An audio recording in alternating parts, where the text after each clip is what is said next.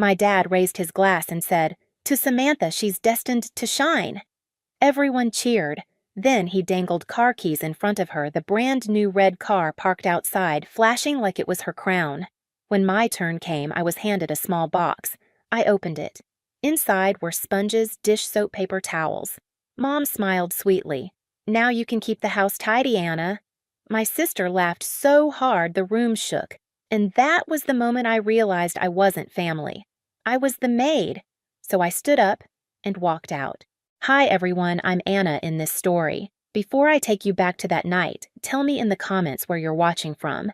And if you've ever felt like the outsider in your own family, hit that like button. It lets me know I'm not alone in this.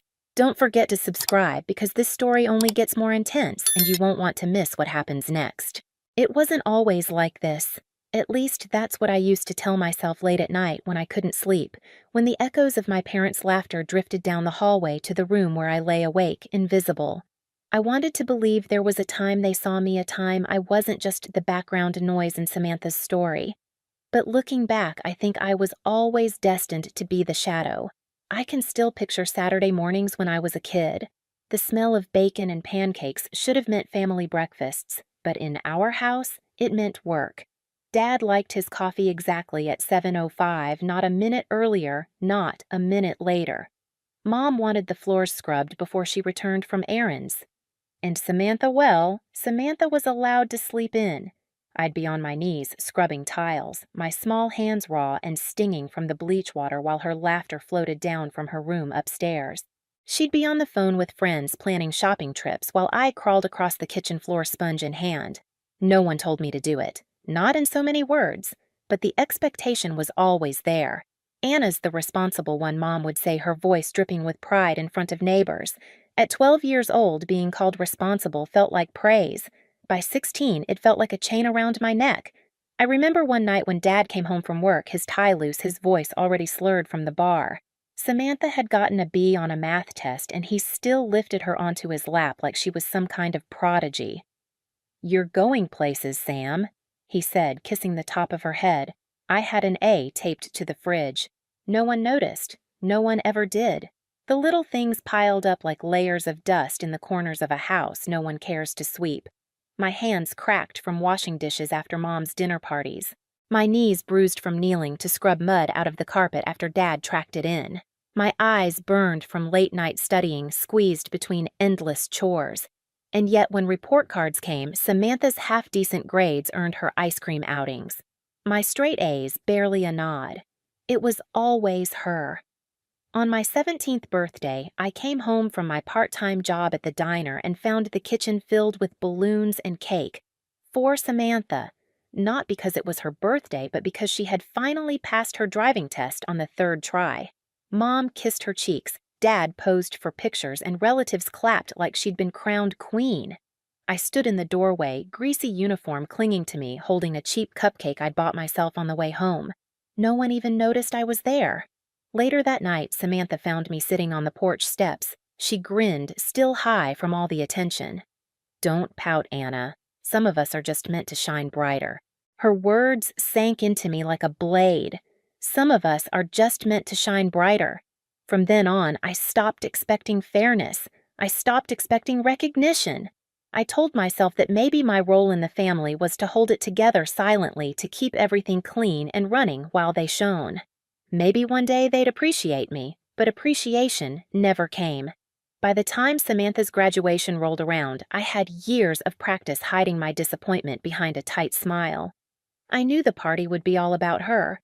I told myself I'd survive it like I survived every other slight.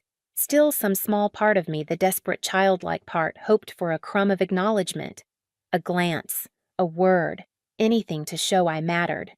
That hope was foolish. When I walked into the living room that day, balloons in Samantha's favorite colors lined the walls, pink and silver, never mind that mine had always been green. A massive banner screamed, "Congratulations, Samantha." Her cap and gown were draped perfectly across her chair, like even furniture bowed down to her. The air smelled like vanilla cake and new beginnings, but to me, it just smelled like exclusion. I hovered at the edges of the crowd clapping when everyone else clapped, smiling when I was supposed to. My cheeks hurt from pretending. My chest ached with the weight of invisibility. Mom bustled around like an actress in a play, straightening streamers, fussing over Samantha's hair. Dad bragged loudly about her college prospects, his voice booming so everyone would hear. My name was never spoken.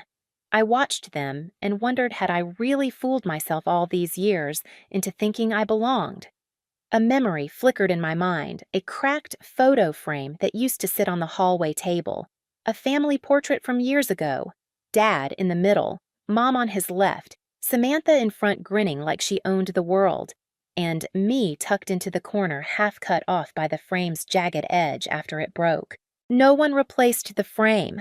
No one replaced the picture. For years, I passed by it daily, my face literally cropped out of my own family story. That's who I was, the cropped-out daughter, the background, the maid.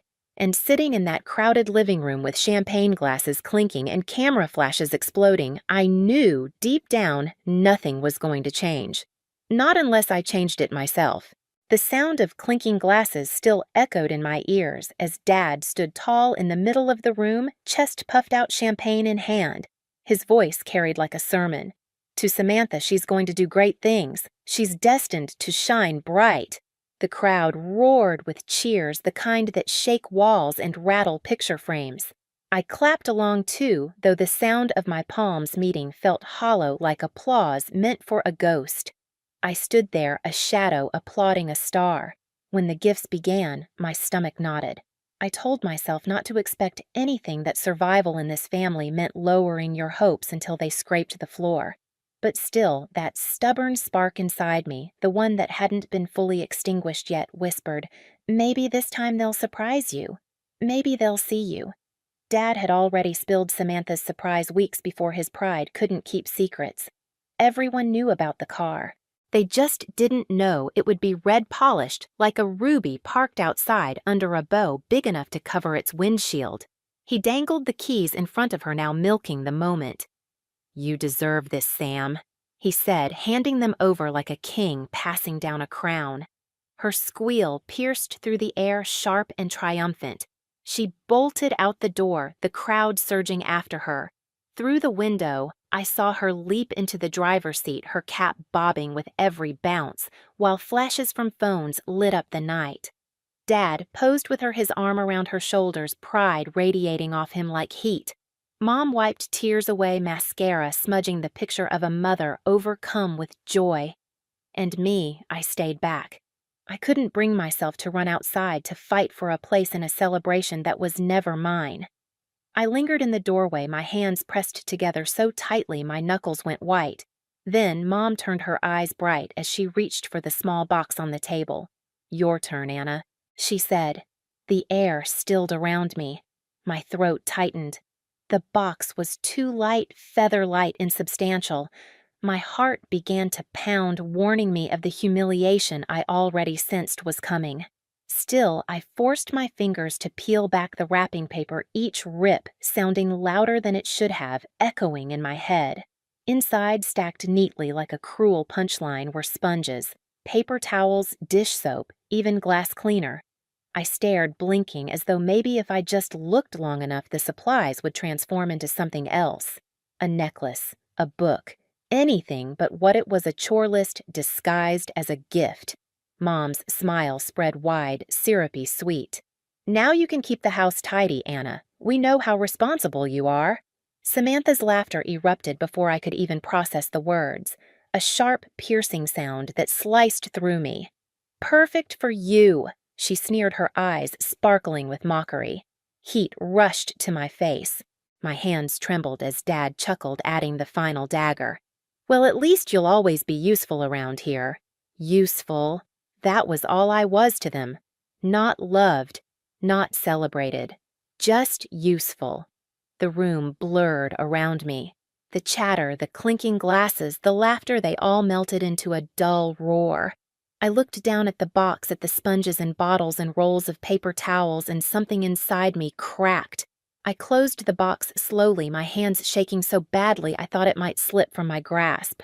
A laugh bubbled up inside me, bitter and broken, but I swallowed it back. My heart hammered against my ribs, my lungs tight as though the air itself had turned solid. Mom leaned closer, her voice still honeyed. "Well, aren't you going to say thank you?"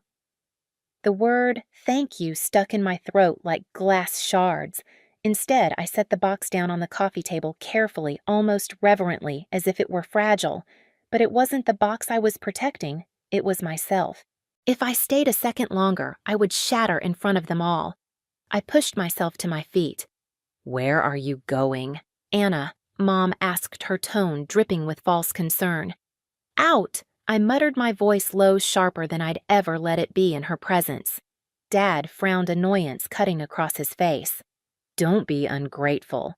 It's a practical gift. You should appreciate it." Ungrateful. That word ignited something deep inside me. Years of labor, years of silence, years of swallowing every slight, and now when they handed me humiliation wrapped in shiny paper, I was the ungrateful one. My throat burned with the scream I didn't let out. Instead, I grabbed my bag from the hallway, shoving in the essentials I'd tucked there earlier, almost as if some part of me had known I'd need it. Behind me, whispers rippled through the relatives. Samantha snickered loud enough to sting. Wow, can't even take a joke. A joke. That's what my life had been to them. One long, cruel joke at my expense. Anna Mom's voice sharpened now the sugar gone. "You're overreacting. Sit down and stop making a scene." I froze at the doorway, my hand pressed against the cold metal of the knob. For one split second, I almost obeyed. Almost fell back into the cycle of swallowing, of staying small. But then I saw Samantha's reflection in the window, her smug grin, the way she twirled her new car keys in her hand like they were the crown jewels. That was it. "I'm done," I said, my voice steady in a way it had never been before. And with that, I turned the knob and stepped out into the cool night air. The muffled sounds of the party followed me, laughter, clinking glasses, the hum of a celebration I was never meant to belong to. My feet carried me down the driveway faster with every step, my pulse racing like I'd just broken out of a cage. I didn't know where I was going. I didn't care. All I knew was that staying meant suffocating. Leaving, even if it meant walking into uncertainty, was the only way to breathe again. I walked until my legs ached, until the adrenaline drained out of me and left me trembling under the dim streetlights. My phone buzzed in my pocket calls, texts, but I shoved it deeper. I didn't want their voices in my ears. Not anymore. Finally, I pulled out my phone and scrolled to the one person I knew would understand. "Mark." He answered on the second ring. "Anna, are you okay?" His voice was sharp with concern. My throat tightened. "Can I come over?" Of course. Doors unlocked. By the time I reached his apartment, my shoulders had slumped with exhaustion. He opened the door before I could knock. The sight of his steady eyes, his worried frown, was enough to break the dam inside me. I dropped my bag on the floor and collapsed onto his couch. For a moment, I couldn't speak. My hands shook as I tried to gather words that wouldn't come. Finally, I whispered, "They gave her a car. A brand new car. And me, cleaning supplies." Mark's jaw tightened, his silence heavy with anger. "You're kidding," he said flatly. I let out a bitter laugh, the sound harsh in the quiet room. "I wish I was." Mom smiled like it was thoughtful. "Dad told me I should be grateful." Samantha laughed in my face. My voice cracked. I couldn't stay there. Mark leaned forward, elbows on his knees, his eyes locked on mine.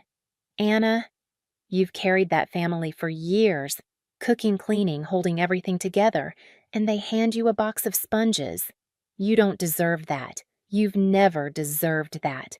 His words hit me harder than the humiliation itself, because they were true. Tears spilled down my cheeks, hot and unrelenting. I don't know what to do. They've always expected me to take it, to stay quiet. And I have. But tonight, I couldn't anymore. "Then don't," Mark said firmly. "Don't go back. You don't owe them your life, Anna. You don't owe them anything." His certainty felt like a lifeline. For the first time, I allowed myself to imagine a life beyond that house. A life where I wasn't the maid, the shadow, the joke. a life that belonged only to me. And as terrifying as it was, that flicker of hope was enough. That night, curled up on Mark's couch, my cheeks damp with tears, I made a promise to myself. I wasn't going back, not this time, not ever. The morning after Samantha's graduation, sunlight streamed through Mark's blinds. I sat at his small kitchen table, clutching the coffee mug he'd pressed into my hands. It felt strange, alien almost, to wake up without someone yelling my name from down the hallway. "No, Anna, where's my shirt? No, Anna, the floor's dirty again." Just silence. But with the silence came the question that clawed at me. Now what? I stared at my phone. Missed calls, unread messages, Mom, Dad, Samantha. I didn't open a single one. My thumb hovered over the notifications, but the memory of last night, the car keys, the sponges, the laughter kept me steady. Instead, I opened my laptop and typed 3 words into the search bar: jobs near me. The listings weren't glamorous. Cashier, receptionist, waitress. Nothing that would make anyone proud at a family party. But I wasn't looking for pride. I was looking for freedom. By the end of the week, I landed a part-time job at a small bookstore downtown. The owner, Mrs. Reynolds, was kind but brisk, the type of woman who noticed if a shelf was even slightly crooked. "You're quick with details," she said after my first shift, as if she could see the years of invisible labor written in the way I straightened spines and dusted corners. For once, my perfectionism wasn't a joke, it was a skill. The paycheck wasn't much. But when I held that thin slip of paper, my chest swelled with pride. It was mine. Not pocket money begrudgingly handed over after errands, not allowance tied to chores. Mine. I used it to put down a deposit on a tiny studio apartment. The place was old with peeling paint and a faucet that dripped unless I twisted it just right.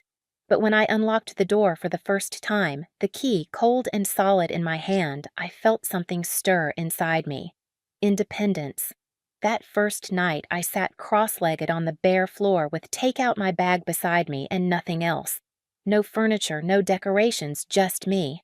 And yet, I felt richer than I ever had in my parents' house. Of course, survival wasn't easy. Rent devoured most of my paycheck. Groceries were a delicate balancing act. To make ends meet, I started cleaning apartments on weekends. The irony wasn't lost on me. I was still scrubbing floors, still washing other people's dishes. But this time, it was on my terms. Every dollar went into my account, into my future, not into someone else's comfort. Some nights, I collapsed onto the mattress I dragged into the corner, my muscles aching, my hands raw. Doubt crept in like a shadow. What if I can't do this? What if I made a mistake? But then, like a cruel slideshow, I'd remember Samantha's smirk as she jingled her car keys, the sound of her laughter when I unwrapped those sponges. And suddenly, exhaustion didn't matter. Pride burned hotter than pain. Slowly, my account balance grew. Not much, but enough. Enough to buy a second-hand couch. Enough to cover groceries without panicking at every swipe of my card. Enough to breathe without fear. With each small step, I felt it freedom. It didn't roar, it whispered steady and sure like a stream carving stone. One evening, as I was balancing receipts at the bookstore counter, Mark stopped by. He leaned against the register, his eyes scanning me with something between amusement and pride. "You look different," he said. Different how I asked, tucking a receipt into the drawer. Like you finally know what it feels like to own your life. I blinked, then smiled, a real smile, unforced. Maybe I do. At first, the silence from my family was a blessing. No orders, no guilt trips, no one reminding me of how useful I was. I let the quiet wash over me, filling in spaces I didn't know had been hollow. For the first time, my life felt like mine. But silence never lasts. The first message came from Mom. "Hi, Anna. How's your new place? I hope you're eating well. We miss you here." I stared at it, unsure whether to laugh or cry. Miss me. Where was this concern when I spent years holding the household together? Still against my better judgment, I replied, "I'm fine. Busy with work. Short, neutral."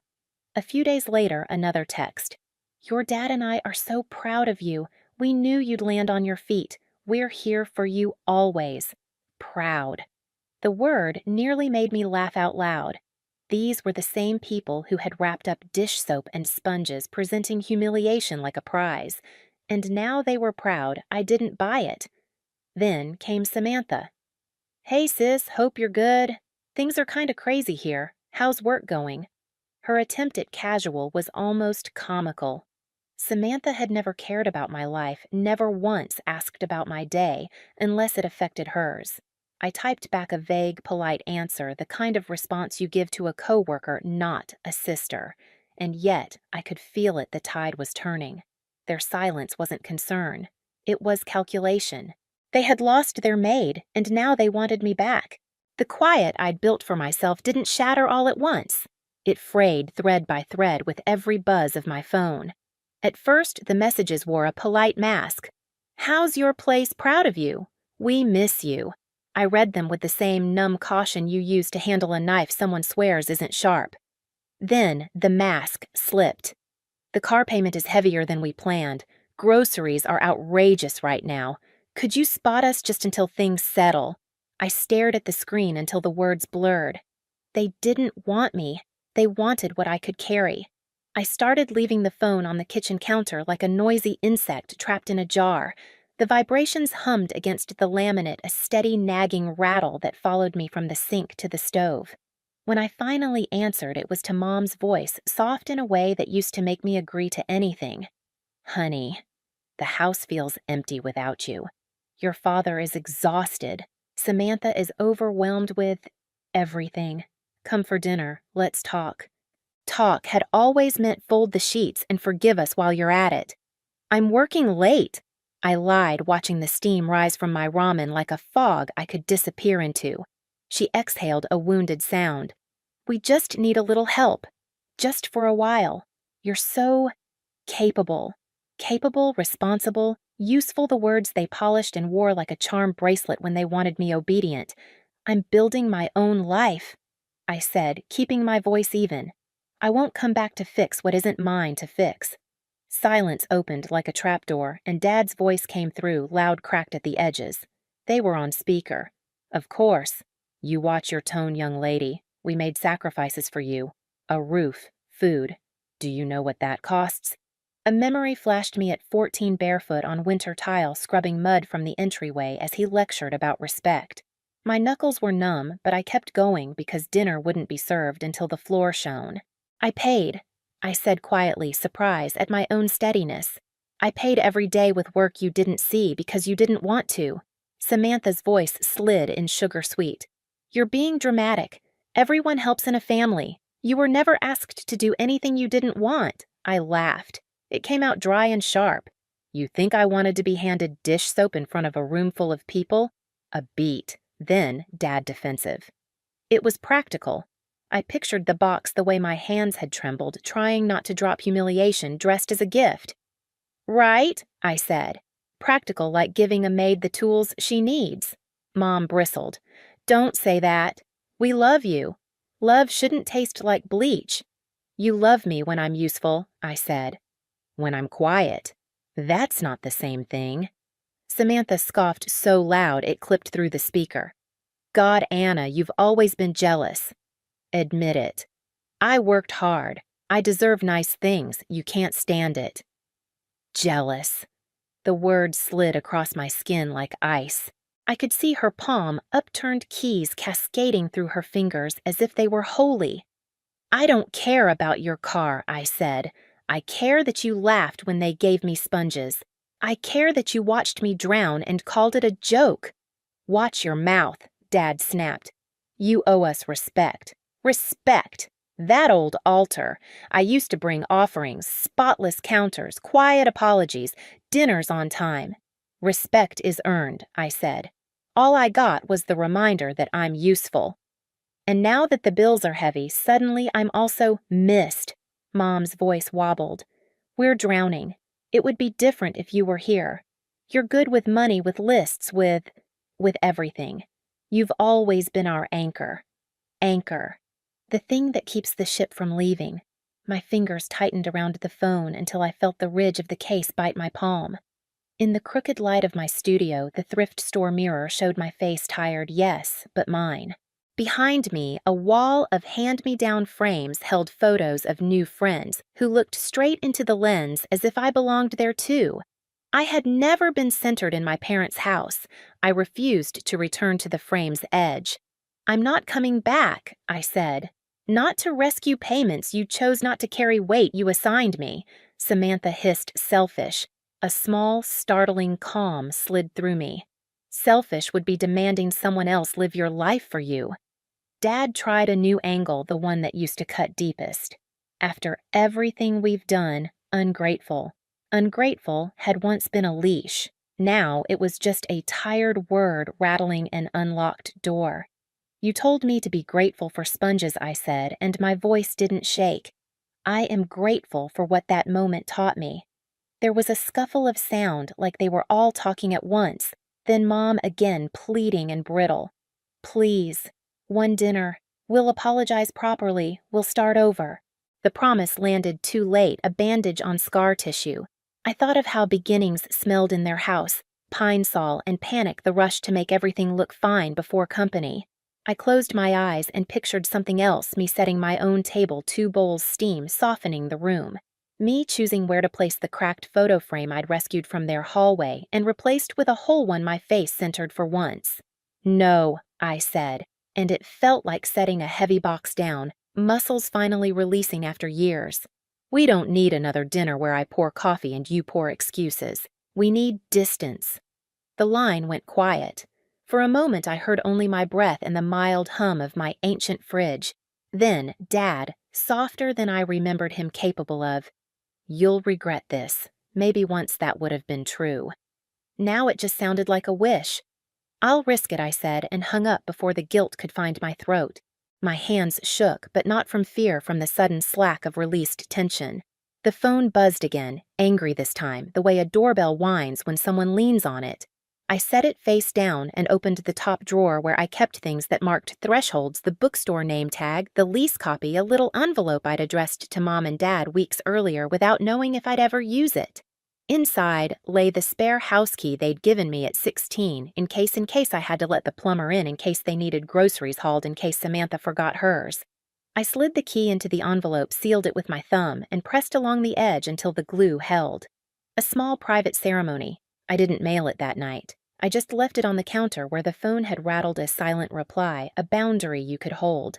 The studio smelled like dish soap and sleep like the ordinary dignity of a place you clean, because you live there, not because you're proving worth. I turned off the lamp.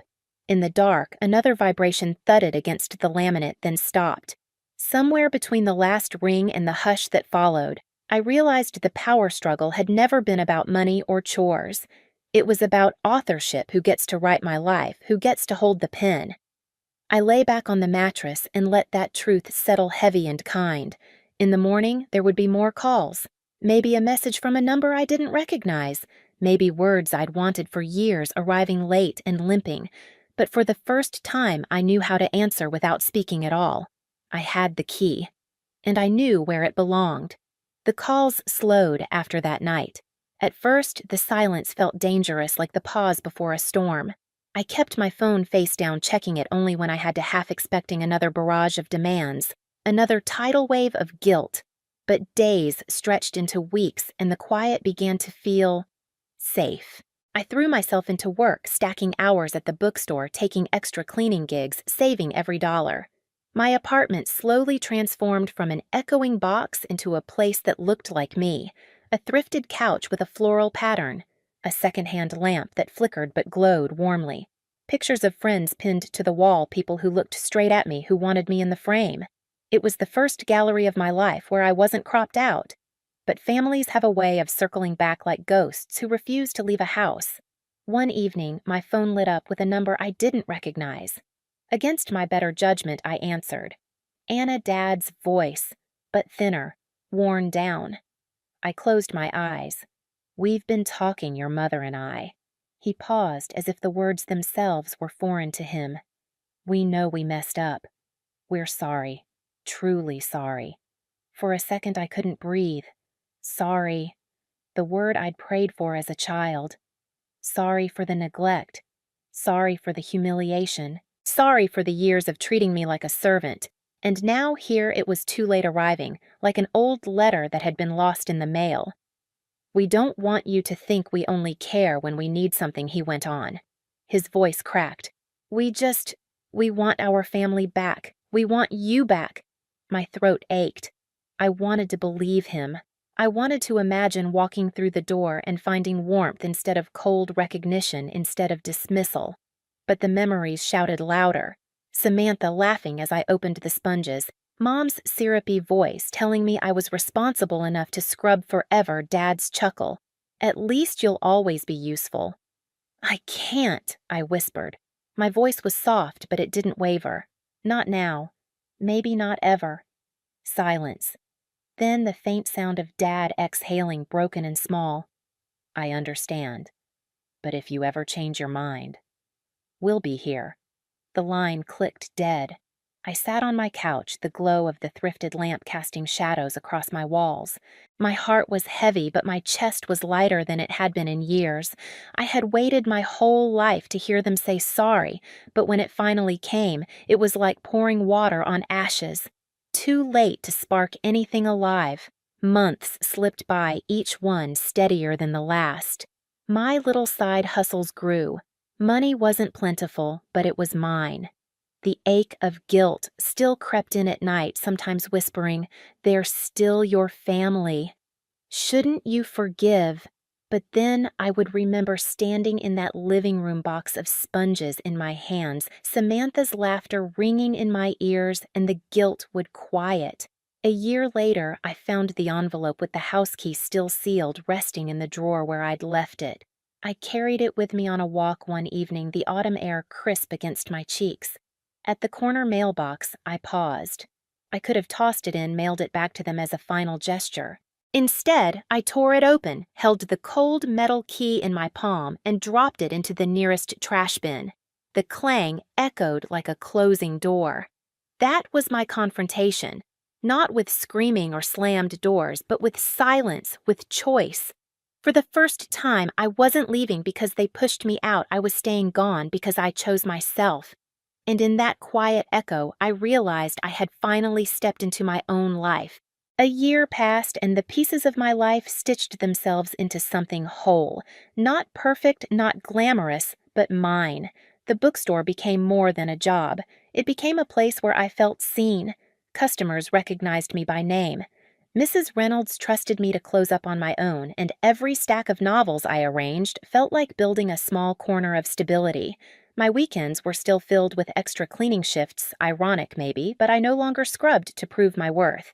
I scrubbed for rent, for groceries, for the second-hand desk I'd bought, and painted emerald green, the color I'd loved as a kid, but never saw in our family's pink and silver world.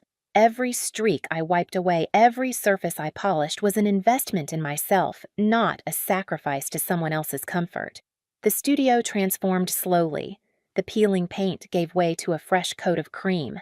I learned how to fix the leaky faucet, fumbling with YouTube tutorials until the drip finally stopped. On the wall above my bed, I hung photos of nights with friends, birthdays, coffee runs, late-night movies. In every picture, I was in the middle of the frame. Not cropped, not hidden, smiling, whole. Sometimes, though, the guilt crept back like a shadow under the door. I'd sit on my thrifted couch, sipping cheap wine, and wonder, was I cruel for walking away? Should I have forgiven them? The word family still had a gravity tugging at me in the quiet. But then the memory would return. Standing in that crowded living room, everyone cheering while Samantha clutched car keys and me holding sponges wrapped like a prize. The laughter, the humiliation, the word useful echoing in my head. That moment was a scar, and scars don't vanish just because someone says, sorry. One evening, Mark came by with pizza. He glanced around my apartment, taking in the lamp glowing warmly, the stack of books by the couch, the little plant thriving on the windowsill. "You've built this all yourself," he said, setting the box on the table. I looked around, too, really looked. The walls didn't just hold up a roof, they held my choices, my freedom, my dignity. "Yeah," I said softly, "I guess I have." He smiled at me, the kind of smile that didn't pity, didn't patronize. Just proud. Feels good, doesn't it? Not being anyone's maid. The words settled deep in my chest. It feels like breathing for the first time. Weeks turned into months. My family reached out here and there, texts that swung between sweetness and scolding. We miss you. Samantha is struggling. She needs you. Don't you think it's time to come home? Sometimes they didn't send words at all, just silence heavy enough to feel like punishment. I never answered. Not because I hated them, but because I finally loved myself enough not to go back. The final time they tried was on Christmas. A message from Mom dinners at 6. It would mean everything if you came. I sat on my couch, the glow of my emerald desk lamp casting shadows across the walls. For a moment, my finger hovered over the reply button. Then I set the phone down. Instead, I lit a candle-poured wine into a chipped mug and called a friend. We laughed, shared stories, filled the evening with warmth that wasn't forced. That was the moment I realized forgiveness isn't always a return. Sometimes forgiveness is walking away and refusing to let the wound reopen.